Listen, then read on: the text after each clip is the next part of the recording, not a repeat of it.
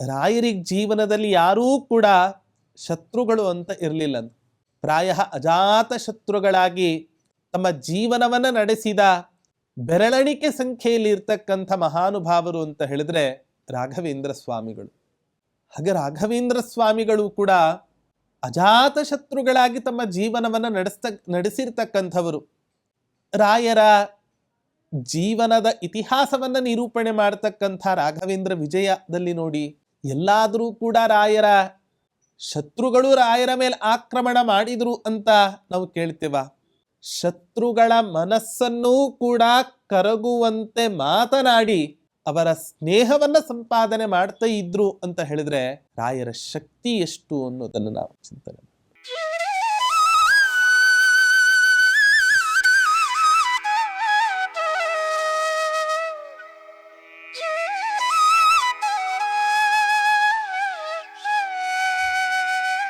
ಪೂಜ್ಯಾಯ ರಾಘವೇಂದ್ರಾಯ ಸತ್ಯಧರ್ಮರತಾಯ ಚ ಭಜತಾಂ ಕಲ್ಪವೃಕ್ಷಾಯ ನಮತಾಂ ಕಾಮಧೇನವೇ ದುರ್ವಾದಿಧ್ವಾಂತರವಯೇ ವೈಷ್ಣವೇಂದೀವರೇಂದವೇ ಶ್ರೀರಾಘವೇಂದ್ರ ಗುರವೇ ನಮೋ ಅತ್ಯಂತ ದಯಾಲವೇ.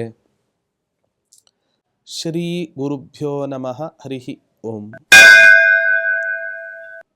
ರಾಯರ ಸಹಸ್ರನಾಮ ಚಿಂತನೆಯಲ್ಲಿ ಇವತ್ತಿನ ದಿನ ರಾಯರ ಒಂದು ಮಹತ್ವಪೂರ್ಣವಾದ ಗುಣವನ್ನು ತಿಳಿಸಿಕೊಡ್ತಕ್ಕಂತಹ ಒಂದು ನಾಮ ಓಂ ತಿರಸ್ಕೃತ ಪರಾಯ ನಮಃ. ರಾಯರಿಗೆ ಜೀವನದಲ್ಲಿ ಯಾರೂ ಕೂಡ ಶತ್ರುಗಳು ಅಂತ ಇರಲಿಲ್ಲ. ಪ್ರಾಯ ಅಜಾತ ಶತ್ರುಗಳಾಗಿ ತಮ್ಮ ಜೀವನವನ್ನು ನಡೆಸಿದ ಬೆರಳೆಣಿಕೆ ಸಂಖ್ಯೆಯಲ್ಲಿ ಇರ್ತಕ್ಕಂಥ ಮಹಾನುಭಾವರು ಅಂತ ಹೇಳಿದ್ರೆ ರಾಘವೇಂದ್ರ ಸ್ವಾಮಿಗಳು.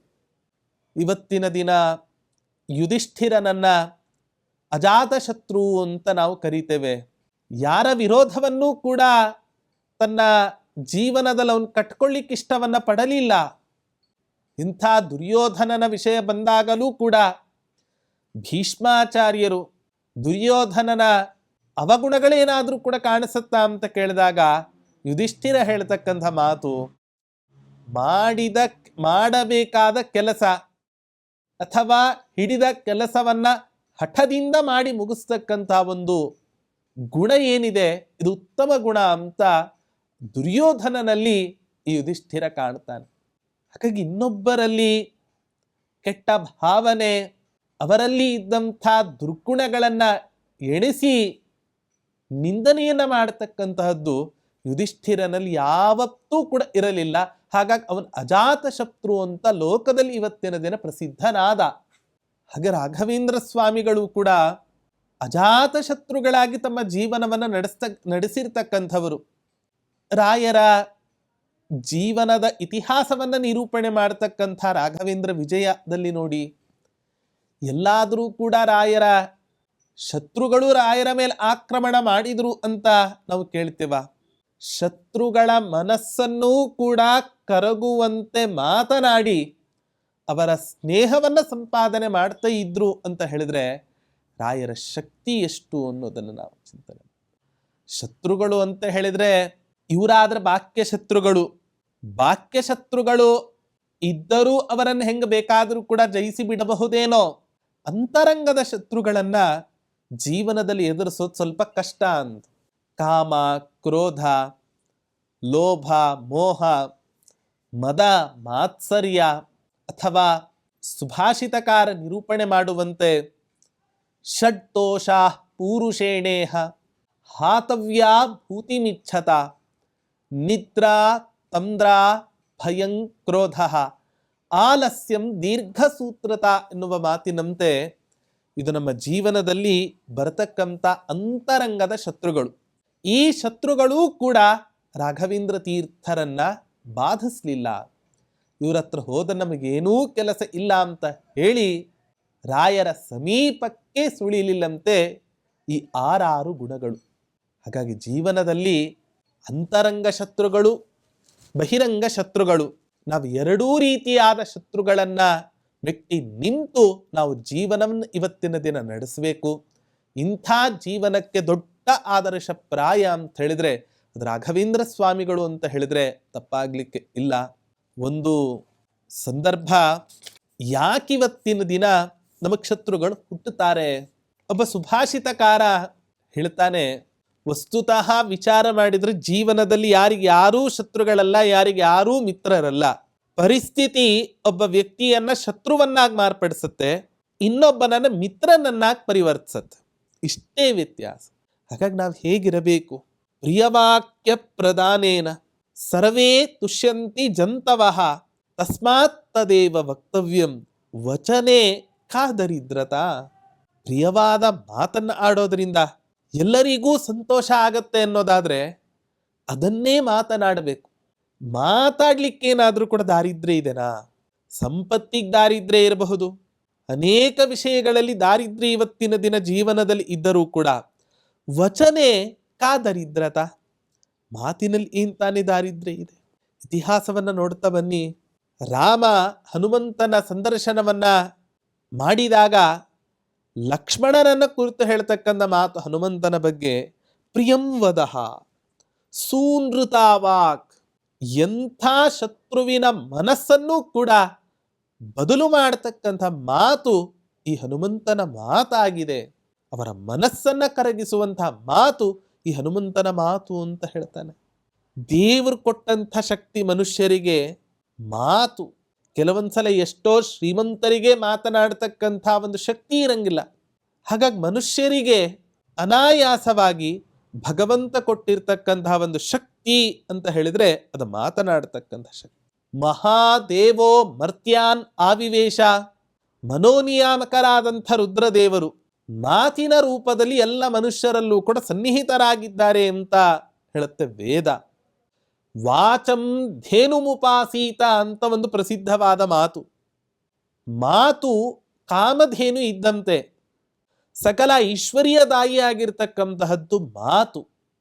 ನಮ್ಮನ್ನು ನೋಡಿ ಇವತ್ತಿನ ದಿನ ಜೀವನದಲ್ಲಿ ಬಂಧುಗಳು ಹೋಗಬಹುದು, ಸ್ನೇಹಿತರು ಬಿಟ್ಟು ಹೋಗಬಹುದು, ಆದರೆ ಮಾತು ಮಾತ್ರ ಯಾವತ್ತೂ ಕೂಡ ಮನುಷ್ಯನನ್ನ ಬಿಟ್ಟು ಹೋಗ್ಲಿಕ್ಕೆ ಸಾಧ್ಯವೇ ಇಲ್ಲ. ಆದರೆ ಮಾತಾಡಬೇಕಾದ್ರೆ ಎಚ್ಚರ ಇರಬೇಕು. ಮಾತಾಡಿದ್ರೆ ಹೋತು, ಮುತ್ತೊಡೆದ್ರೆ ಹೋಯ್ತು ಅಂತ. ಹಾಗೆ ನಾವಾಡ್ತಕ್ಕಂಥ ಮಾತು ಇನ್ನೊಬ್ಬರಿಗೆ ಯಾವತ್ತಾದ್ರೂ ಹಿಂಸೆ ಆಯಿತು ಅಂತಾದ್ರೆ ಆಗ ಸಹಜವಾಗಿ ಶತ್ರುಗಳು ಹುಟ್ಟಲಿಕ್ಕೆ ಆರಂಭ ಆಗ್ತಾರೆ. ನಾವು ಆಡ್ತಕ್ಕಂಥ ಮಾತು ಚೆನ್ನಾಗಿತ್ತು ಅಂತ ಹೇಳ್ಬಿಟ್ರೆ ಶತ್ರುಗಳೂ ಕೂಡ ಇವತ್ತಿನ ದಿನ ನಮಗೆ ಮಿತ್ರರಾಗ್ತಕ್ಕಂಥ ಸಂದರ್ಭ ಇರುತ್ತೆ. ಆಚಾರ್ಯರ ಜೀವನ ಚರಿತ್ರೆಯನ್ನು ನಾವು ನೋಡ್ತೇವೆ. ಒಬ್ಬ ತುರುಷ್ಕ ರಾಜನ ರಾಜ್ಯದ ಮೇಲೆ ಮುಂದಿನ ಪಟ್ಟಣಕ್ಕೆ ಸಂಚಾರಕ್ಕೆ ಹೋಗೋ ಸಂದರ್ಭದಲ್ಲಿ ಗಂಗಾ ನದಿಯನ್ನು ದಾಟಿ ಅವರು ಹೋಗ್ತಾ ಇರ್ತಾರೆ. ರಾಜ ಕೇಳ್ತಕ್ಕಂಥ ಮಾತು, ಏನೋ ಗಲಾಟೆ ಆಗ್ತಾ ಇದೆ ಅಂತ ಬಂದು ಪ್ರಾಸಾದದಿಂದ ನೋಡ್ತಾನೆ. ರಿಪು ನೃಪ ಪ್ರಣಿಧಿ ಪ್ರತಿಶಂಕಯ ಪಥಿಕ ಪಾಟನ ಕರ್ಮಣಿ ದೀಕ್ಷತೈ ಸುಮುಖಮೇ ಪರುಷೈ ಪುರುಷೈ ಕಥಂ ಯಮಭಟೈರಿವ ನಾಸಿ ಹಿಂಸಿತ. ಯಮನ ಭಟರು ಬೇಕಾದ್ರೆ ಬೇಕು, ಯಮನ ಭಟರಿಗಿಂತಲೂ ಕೂಡ ದಾರಿಯಲ್ಲಿ ಹೋಗ್ತಕ್ಕಂಥವ್ರಿಗೆ ಹಿಂಸೆ ಮಾಡ್ತಕ್ಕಂಥವ್ರು ನನ್ನ ಸೈನಿಕರು, ಅವರು ನಿನಗೇನು ಹಿಂಸೆಯನ್ನು ಮಾಡಲಿಲ್ವಲ್ಲ. ಹೇ ಸುಮುಖ, ಆಚಾರ್ಯರು ಹೇಳ್ತಕ್ಕಂಥ ಮಾತು, ಯೋಸೌ ದೇವೋ ವಿಶ್ವದೀಪ ಪ್ರದೀಪ್ತ ಕುರುಮ ಸರ್ವಂ ತತ್ಪರಾನುಗ್ರಹೇಣ.